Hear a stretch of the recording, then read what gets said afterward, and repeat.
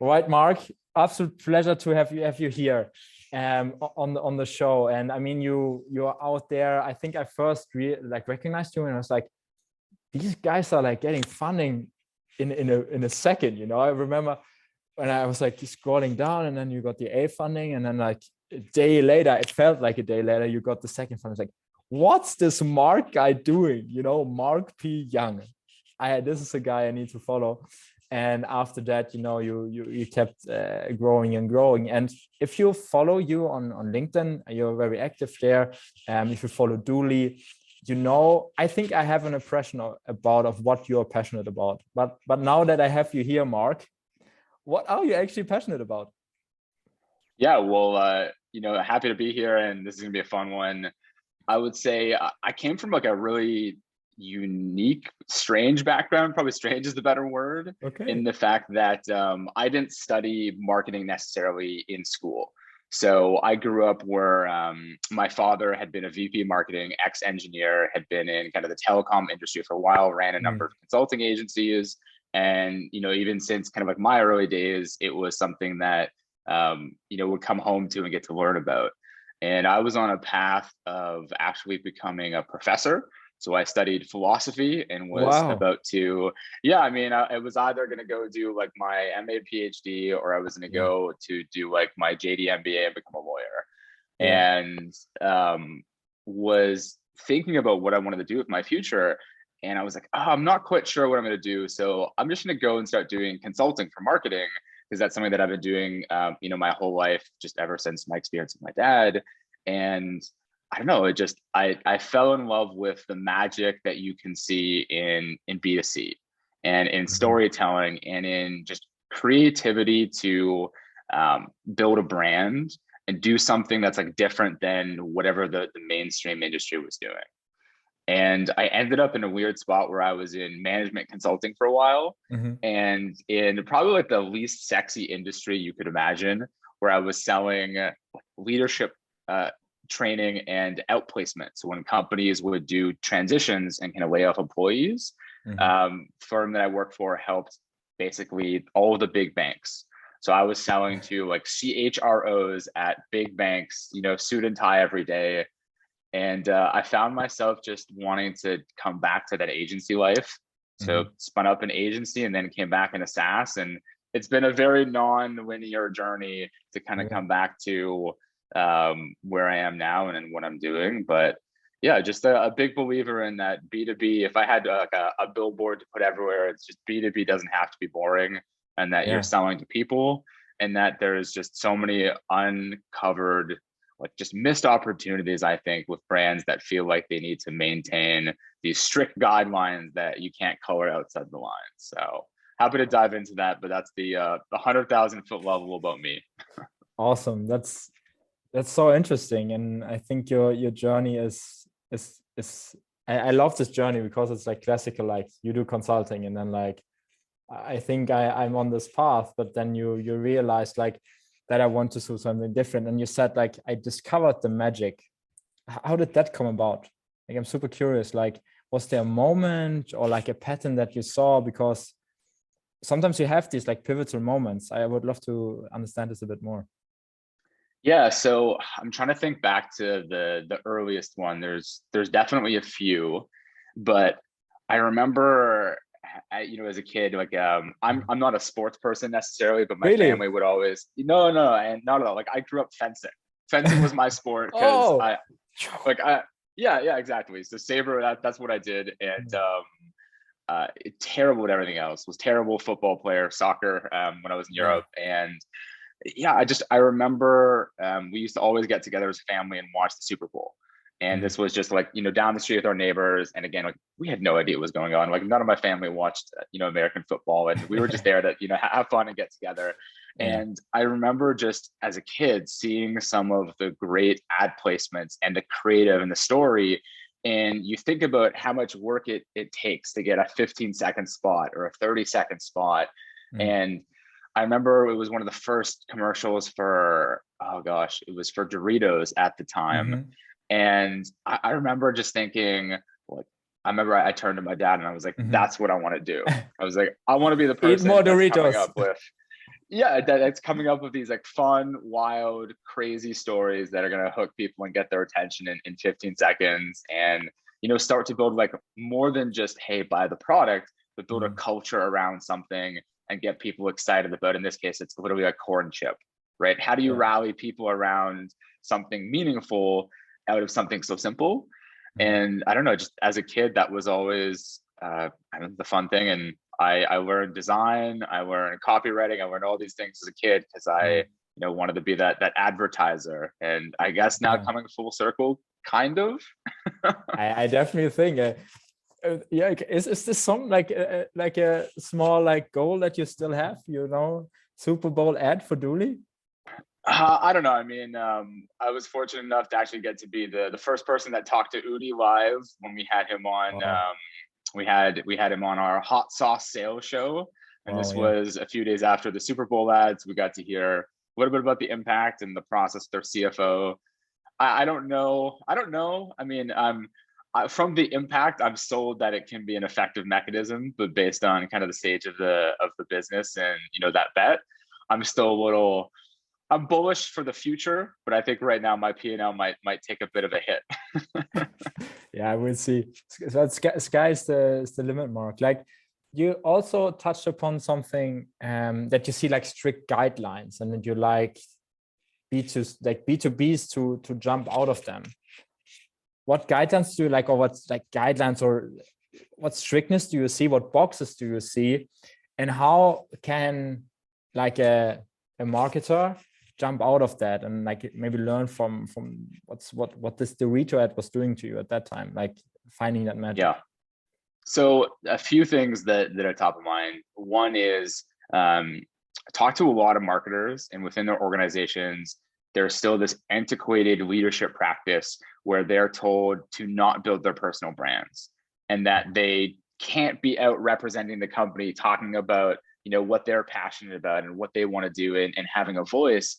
And I still feel like that's like such antiquated thinking, because people want to follow people. And as much as your company feed can be the news ticker about what's going on, the Mhm. way that you win the hearts and the minds and build an emotional connection is by having people within your organization building their personal brands, so that you can create an attachment with individuals at an org. And that becomes part of a culture of building in public and being transparent. And it establishes this authentic connection in a way that you can never really truly get if you're just focusing on the face of a brand or the company itself. So that's definitely number one that I'm really passionate about. I see it way too often where really passionate writers and creators are basically brick walled by their exec team and told, if you don't want to lose your job, you can't post on Twitter, you can't post on LinkedIn, you can't defame our brand. So I think there is an exodus coming, and I think that soon organizations will realize that if you want to truly build a brand that's going to, like I said, win the hearts and the minds of your audience, you need to build a media company embedded within your organization. And that starts truly full stop, I believe, with the people within it. Second thing, and again, you see some good examples of this. I just posted about this yesterday because it's a joke that I like to use every now and then. I see so many sales teams and even beyond sales teams just posting dry, bland corporate content that's hard pitching their product, where the marketing team is like, hey, we wrote this 34-page ebook which is designed for bottom of the funnel, but they're like, I would love it if you could go and just post this on LinkedIn with this 1,200 word section about how amazing our product it is, and it's filled with hyphens and jargon, and it gets one like, and the stuff like used to fill up my feed. And I always just thought, why do companies think about not having a hook, or like not doing Mm. something that's going to get people interested, right? And I don't know. I mean, I vowed at Dooley, like we're big fans of the G2 and the Capterra community and social trust. But I vowed when I kind of joined Dooley that we would never do a launch campaign that wasn't at least like fun or interesting. Kind of try to live by that rule, and lots more. But those are at least the first two that come to mind. That I feel like at some point I'll read I don't know, an ebook about this, all the things that are wrong with B2B marketing, and I I guess my take to fix it. I would read it. I just wonder if a book would be the right format for that. Like, I think you should do a masterclass on Netflix or something, like Bjarke Ingels or something, like Guy to Maybe, B2B or something. I would watch maybe. that. I would watch that. But probably like in the future, or like not in the future. It will be soon, man. I think people would definitely read that. And it's so interesting because I was on this panel talk yesterday in Amsterdam at the conference there, and we're also speaking about like unlocking the potential of your employees. I followed Kyle Coleman, saw what he is doing, and I just started sharing things that have two things in common: experience and expertise. And started from 500 followers and now have 3,500 within a year. And it's like, it's not big, but it's a beginning. But how do you unlock this within your company, within your organization, within your employees? Because this is the way to go, the way you just described, in my opinion. Yes, I mean, like I went through a really similar journey where when I joined Dewey about 2 years ago, really didn't start getting active on LinkedIn and building the brand until about a year ago recently. And I don't know, 290 connections, knew no one in sales, Yeah. right? Knew no one in SaaS, and like the agency that I was running, our audience really weren't that active on LinkedIn. So I had grown kind of my community in other areas because that had been kind of the relevant forum. But I was now in charge of building a brand, for sales who were typically on LinkedIn. So I was like, all right, this is a new arena for me. And the three things that I learned and would go back and potentially like fast track or do differently is, number one is, if you're typically running into the mindset in an org where it's like, hey, we can't be building a brand, we can't be doing this, what you need to do is you need to really gut check yourself and understand, does the CEO that you're working for get marketing? Right? Because there's a few different layers of this. If there was just a fundamental disconnect or belief that they don't get marketing, they're not going to, there's very little upward mobility for you as a leader. And it's possible you might need to reevaluate kind of where you are at the org. Not in all cases. In some, there's CEOs that may not get marketing, but that are receptive to a back of envelope and you pitching them on the ROI. And then there's others that really get marketing and they set a very high standard for what they expect of you. And I was lucky at Dewey that our CEO got marketing, understood the investment, knew the value of building a brand. But if you're in kind of the first two scenarios, what I would say is go out and do it and talk about something that's linked back to a category, a pain, a problem, and use it as fuel for your outbound team, your sales team. Drive a qualified opportunity and say, hey, me going out there and investing 2 minutes, once a day into writing a post and sharing leadership is helping us generate pipeline. Because what the leadership will care about is, sometimes you get the "where are my leads" question, right? And in the world of dark social where we live, where attribution is hard, there's a gap where people kind of lose common sense and they think, because we can't measure it, as in this podcast, do you really know who is going to listen to it, who's going to explore the product? No, but like common sense dictates that people will, and you're seeing that it's growing and that there's engagement. But oftentimes, right, you get this gap of leadership wanting to see the leads. So that's number one. Number two is find a way to make them part of it, or find a way to shout out your team and involve them early days. So what we did at Dewey was, when I was a one-person team and we were 7 at the company, I started building this channel in Slack called Brand Builders. And it was all of the learnings and things that I had brought from going from 300 to almost 10,000. And yeah, and I mean, like I didn't know what I was doing. I still don't really know what I'm doing, but was able to bring those learnings forward and cascade them at our leadership level. So right, when the organization said, hey, how do I get on board with this? Here are the learnings, here are some of those templates, here are those resources. And then it became something fun that we could gamify, where we'd say, hey, who can drive the most qualified opportunities through their content this week? Let's see if we can turn that into a fun internal competition. And I think if you can rally those things together of having business impact, proving a small scale investment, and then bringing it back to a system or something that you can pitch to the business, as in, we can roll this out across the org. And imagine if the 80 people at the company were doing this as well, right? And I can walk through and be like, I did 1.5 million impressions on my content this quarter. Imagine if we had that times 50 people, right? As we grow to 100, 200, 300, and that becomes a relevant business case.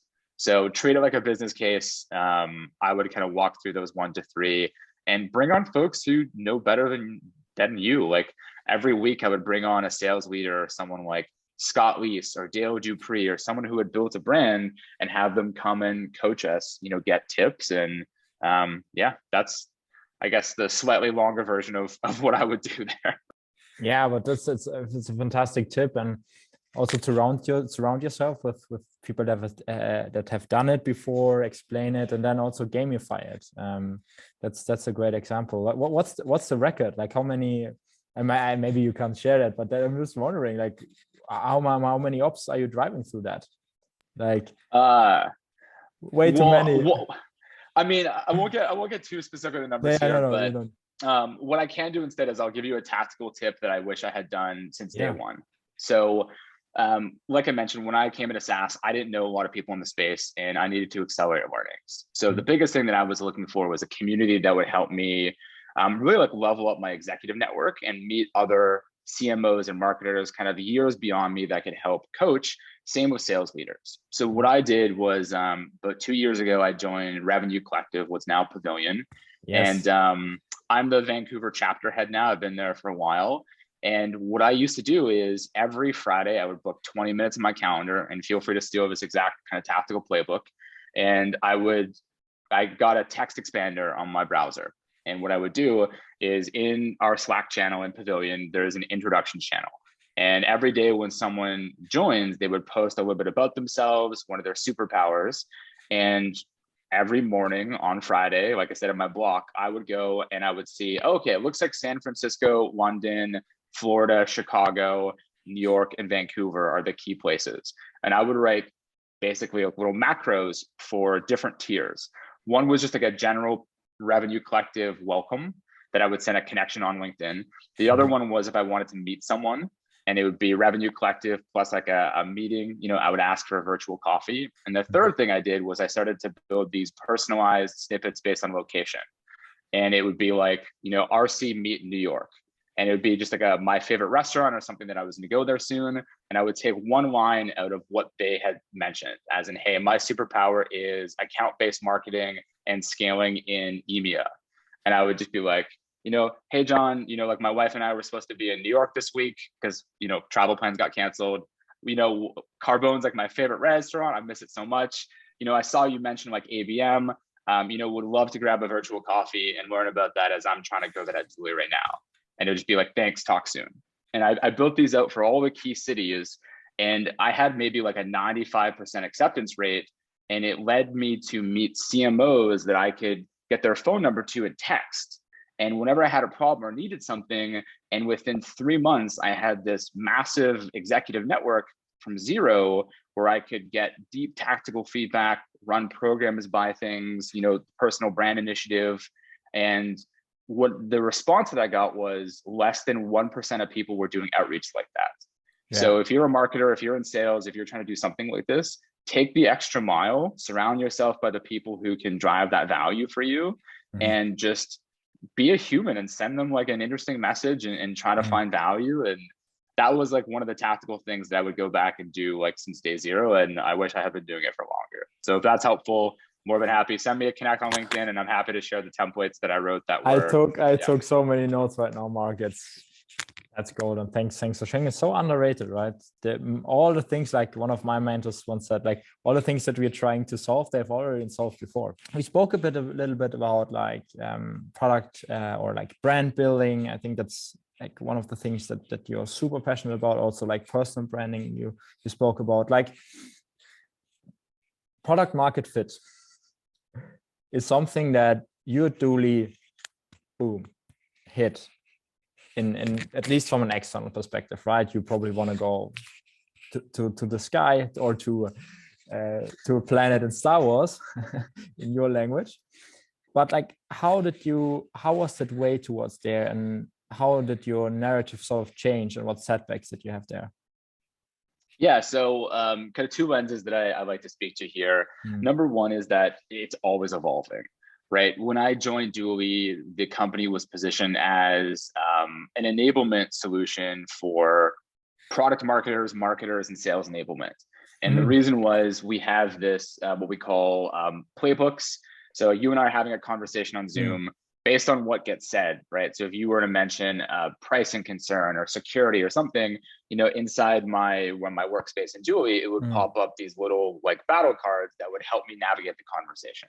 Right. So if you're using a Gong or a Chorus, right, for whatever is recording the call, how do you take those learnings and those insights and roll them out across the org? Right. That was playbooks, that was Dually.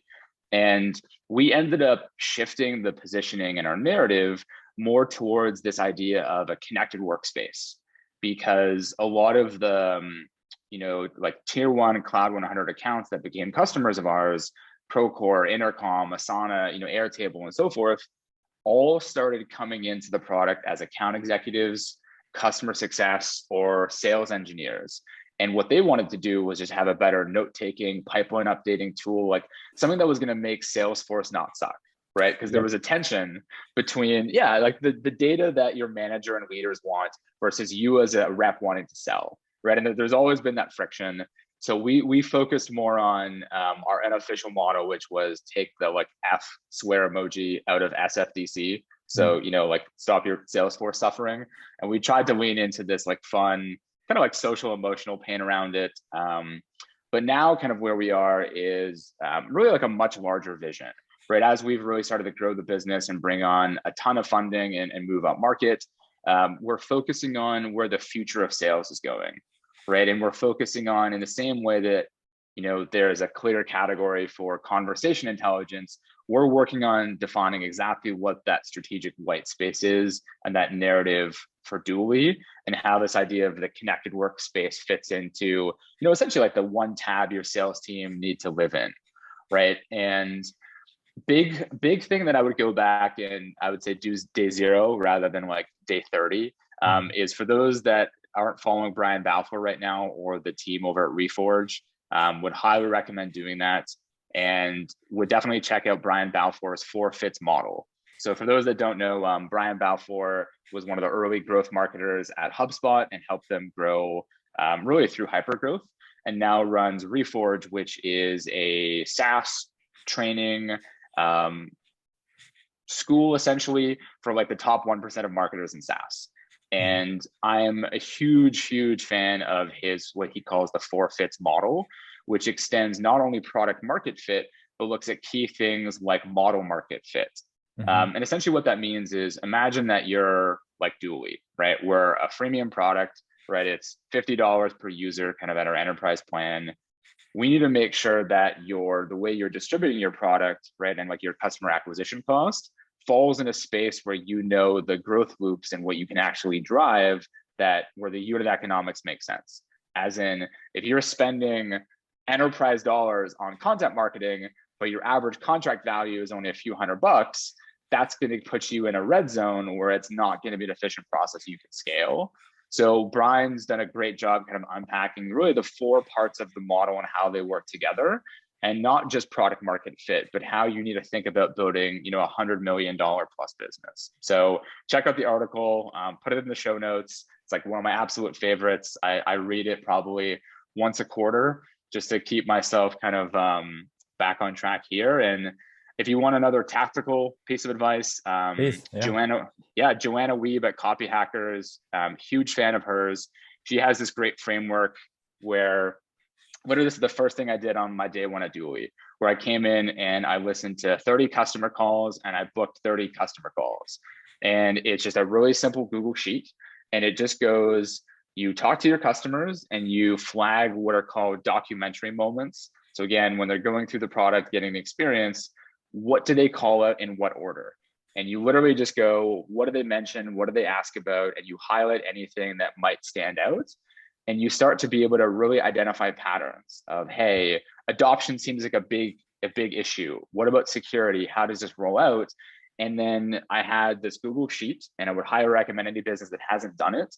You only really need like 5 or 10 people in order to see trends. But if you can do 20 or 30 with your core personas, you'll be able to identify the key patterns that say, hey, these are the questions we need to address proactively.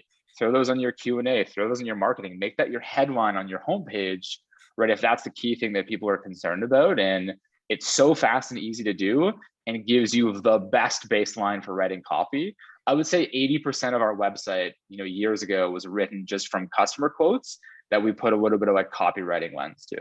So in summary, Brian Balfour, Reforge, Forfeits model, Joanna Wiebe, Copy Hackers, and kind of her customer interview model. And those are probably my go-to advice for that, like early product market fit and the best way to lean in. So that's so good. Oftentimes it's the simple Excel sheet, just gotta fill in super narrowly and then execute it. Like, how do you execute on that as well? Because you sit all on all of this information, you have done your research, but then what's then? Like, what's next? How were you able to actually translate it into reality? Yeah, so I mean, at Dooley, when I started, like I said, we were 8 people. I was one marketer, right? So I was doing strategy, design, execution, everything, reporting. And I think in some cases when I talked to marketers at that stage, was just talking to a friend of mine who went from a 500-person company to leading a brand new startup. They're 9 people, and was just walking them through kind of what I did in the learnings. Number one is find some type of force multiplier that can help get you known, especially if you're in like a red ocean, like really saturated market. So for us at Dooley, Chris, our CEO, again, loves marketing, great creative. We had the opportunity to create a hot sauce sales show. And we created something that was focused on the core problems that we had identified as part of that research. But we said, how can we package this in a way that's going to help us get attention at a larger scale? So like I said, I just started with outbound from Revenue Collective at that point with sales leaders, eventually got some folks in the door who were interested. And I had a $50 budget to buy hot sauce on Amazon. And I hit up a few just potential partners, ended up landing the daily sales, my now great friend, Daniel Disney, who had, a very large audience, and he agreed to live stream the show.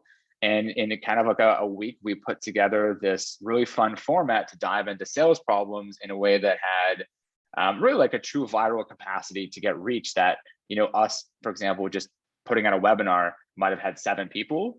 Right. But then in 3 months, we were able to get over 1 million impressions, like 200 companies lined up. And that's how we had, Udi, the CMO at Gong, and Sangram Vajre, the founder of, Terminus. And we ended up going from like this fairly small or unknown company to really building a brand that people were like, hey, what's this Dooley? Like, what's going on there?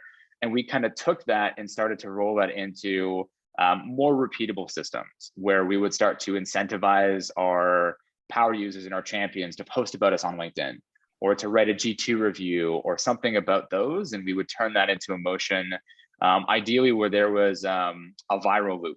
So the example would be like on our hot sauce show, we would bring on a sales leader, revenue leader, whoever it was, and then we would ask them for 3 nominations of people that they wanted to come experience the same thing.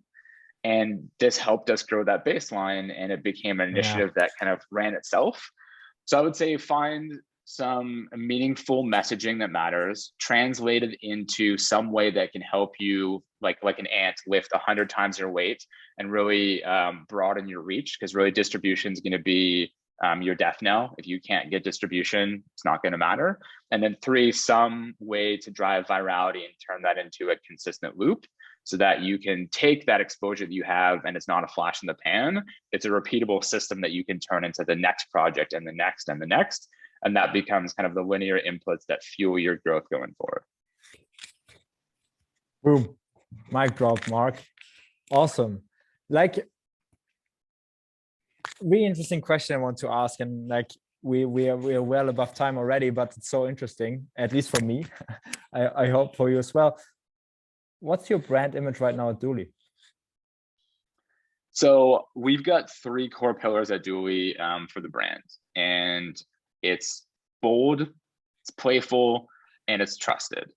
And, right now, I would say that we've definitely nailed the bold and the playful. We've done, a number of wild things. And as we've started to see so much success up market, right, it's incumbent on us to start leaning into how do we establish Dooley as a trusted authority for sales leadership, right? And we've been able to start working on champion programs and bringing on sales leaders to collaborate on content with. And when I look at our engagement on LinkedIn as an example, on a typical month, we're driving somewhere between 600 and 800 new followers, right? Wow. And I look at businesses that are Series E, Series F, that are maybe hitting 300-400, or companies that are worth 2 billion that still aren't there.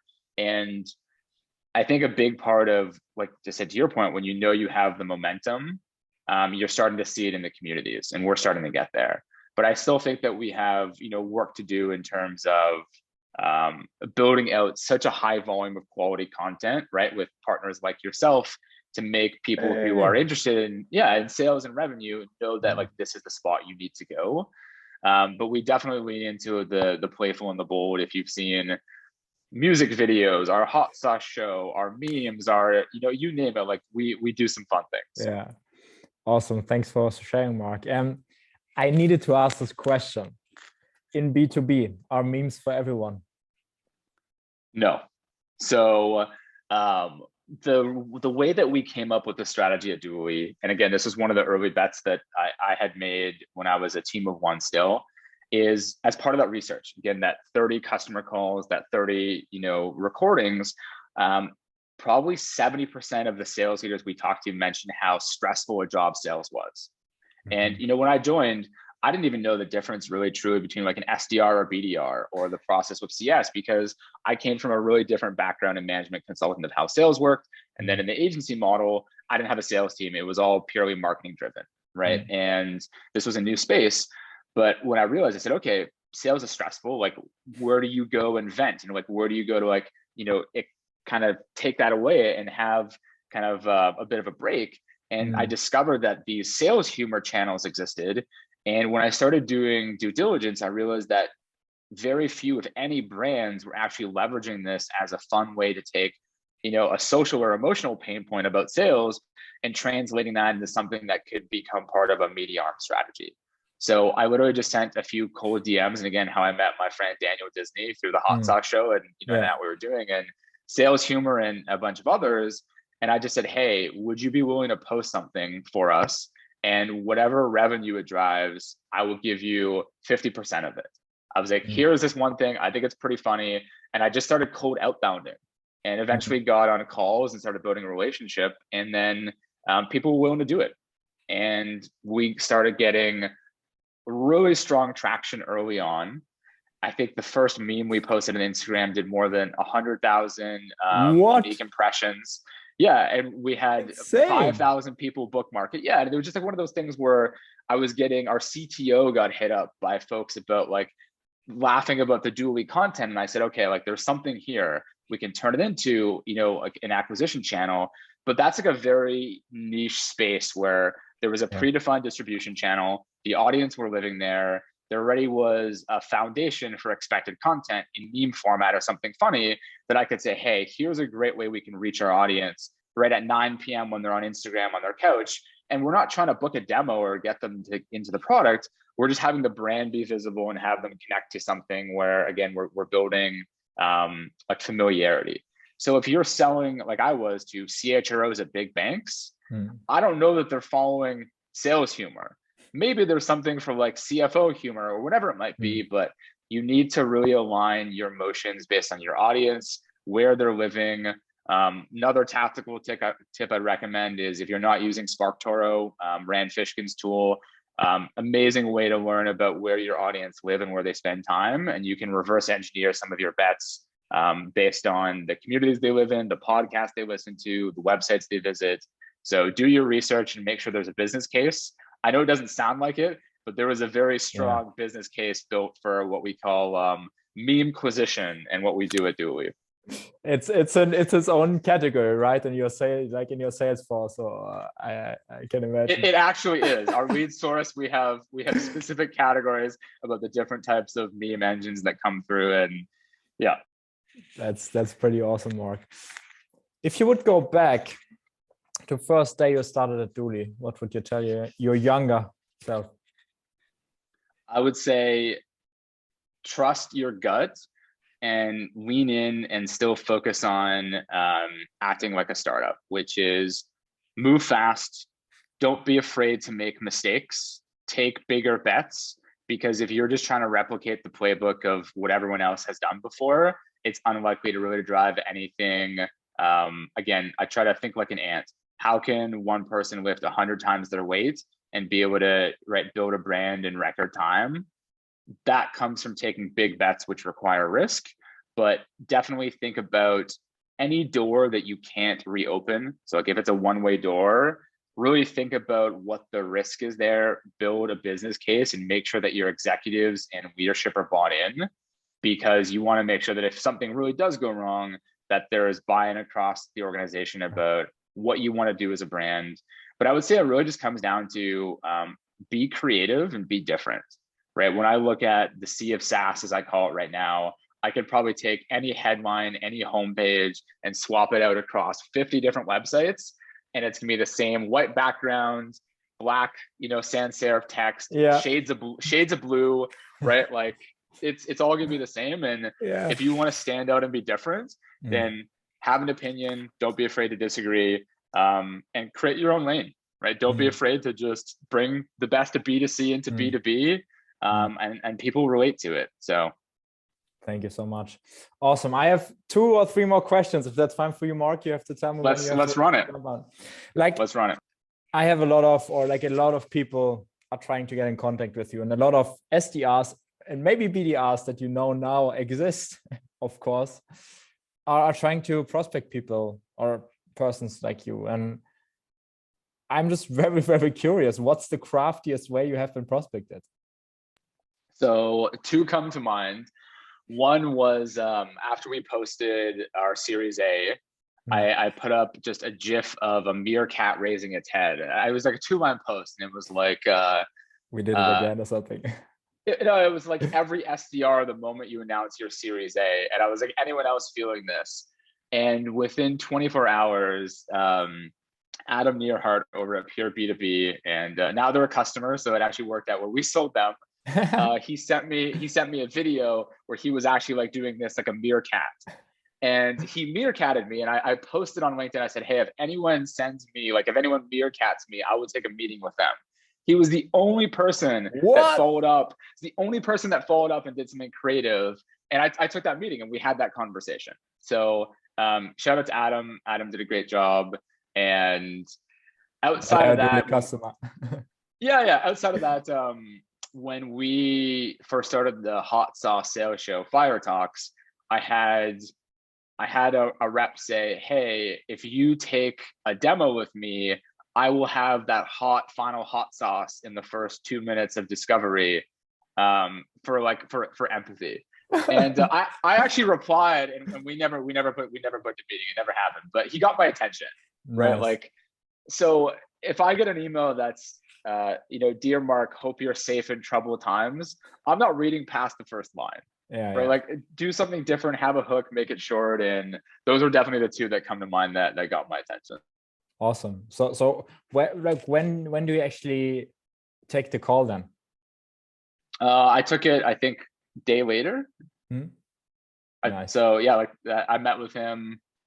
Yeah, I think it was the next day or the day after. But I will always honor if someone goes out of their way to really have a truly creative form of outreach. I will happily take the meeting. And if it's not a fit for me, like I usually will still be like, hey, how can I recommend you to others? Who else do I know? Because I would say less than 1% of the outbound efforts that I get are really like taking that 30 seconds to make it feel like me. If you look at my profile, we just did a Star Wars post about G2, right? R2G2. We're on a hot sauce show. We run memes. There's so many fun ways that you can reach me if you're trying to sell me, but very few actually do. So I'm just a big believer in rewarding creativity, because I'd love to see more of that in the industry. Awesome. Yeah, that's so encouraging to hear, but also pretty frustrating. Like, only 1% is like actually, doing proper research. That's pretty sad, to be honest, right? Like, what's the rest doing? I don't know. But what's your take on that? I think it's it depends on the organization, right? And the sales leadership. I think there's still a lot of belief that volume is the key. And I think that there's still a mindset of research takes too long and we can't do it effectively. And I'm just a huge believer, you know, like in the text expanders and what I used to send in Revenue Collective, I would personalize one line. It would take me less than 10 seconds, and I would usually grab it from like their copy alone. But the structure of how I built my outreach, as in, hey, you're a person from New York in the Revenue Collective that I want to meet. In the 10 seconds that it takes me to send that connection request, it probably felt like I wrote that exactly for you, and it took 2 minutes, and I was thinking of you specifically. So I'm just a big believer that like personalization doesn't mean a lot of work. It doesn't mean 10 minutes in every profile and that you drop velocity. It means finding a creative way to create connections at scale. And that's why shout out to Beck Holland. She's great. Yes. And Fantastic. Beck's got some great frameworks, and yeah, I would highly recommend giving her a follow if you don't, and steal her playbook. It's a good one. Awesome. Thank you so much. Let's look a bit into the future. What developments are you stoked about in our space right now? What drives you, you know? Yeah. I mean, I'll come back to more like top level strategy, because I'm happy to talk about like a tactic and kind of getting personal. But in terms of top level strategy, I talked about a little bit at the beginning. I'm a huge believer that the best SaaS companies will have media arms embedded within them, or have a sister company that's building a media arm in your niche. And I think a great example is, you know, back in February this year, HubSpot bought The Hustle, which was one of my favorite newsletters. And again, it wasn't SaaS necessarily, and they're not using it to sell HubSpot, but they're using it to have distribution to millions of people in the SaaS ecosystem, right? And when I look at companies like ProfitWell, shout out to PC Patrick Campbell, amazing. They have built such a interesting and unique sense of podcasts and videos and merchandise drops and all of these things that you would see like a B2C company doing, where they're winning the hearts and minds of their audience. And they're making sure that if it's 7 a.m. when they're in work mode, or 9 p.m. on Instagram, they're showing up in the ways where their brand is present and they're adding value. And I'm just such a big believer that if you want to be the brand that is the category leader, right, and 80% of the business goes to the category leader, it starts with building a media arm. And when you look at what's happened through the pandemic, when we shifted towards this virtual motion, virtual events, virtual selling, everyone was running the exact same playbook, right? Zoom events, webinars, and that created fatigue, which opened up a real massive opportunity for creativity to come to the forefront and find unique and interesting ways to engage with your audience, hence Hot Sauce Sales Show, right? That was born out of creativity, right, through our leadership team here with Chris, our CEO, and an opportunity. So I would say I'm really bullish on that. And anything that helps you get the right message to the right buyers at the right time and can help you do that, I'm a huge fan of. So company that's like net newer-ish, called Primer. Big fan of what they're. Their CEO is based in Stockholm, I think. I know the founder. Like I spoke to the founder at the beginning of the year. Okay, Keith. Yeah. I mean, I love what they're doing. They've come up with a great way to make sure that you can target basically like messaging on LinkedIn, but through Facebook, right? And it makes it a much more affordable way to make sure that you can do this at scale. And there's a number of companies that do it, but the technology that's enabling us to be able to serve the right message, and not saying like a demo request or the product, it might just be the podcast you're producing or something about your category. Treating paid social as distributing the content you want your audience to see, not necessarily a lead generation, I think is going to be the new wave of building a media arm and making sure that your brand is visible to the right people. And I think that technology is a key part of how we're going to see that at scale going forward. Awesome, Mark. Thank you so much for your time. Is there anything you would like to add, like let the audience know where they can find you? Yeah, so if we're not connected on LinkedIn, shoot me a connection request, Mark P. Young. Give Dooley a follow if you want to see some of the fun and interesting content I'm talking about, Dooly. You can check us out at dooley.ai. And yeah, I mean, I guess if I had one kind of final takeaway, it took me a long time as a marketer to go from building in private to building in public. Because when you build in public, you're vulnerable, you're open to what other people think. And if I could go back and kind of say one thing to my earlier self, it's build in public, because there's so much good that comes from it. And what might be just like a table stake or seem not valuable to you often has a tremendous amount of value for others. And only when you build in public can people benefit from what you're going through. And yeah, I wish I had leaned into that years ago, but only started doing it about a year ago, and will continue to, because yeah, I feel like I've learned more this year than I have, for example, in my past 3. So take the risk, be bold, be brave, be open to it, but build in public, do it often. And yeah, those being my closing my closing thoughts. Mark, thank you so much.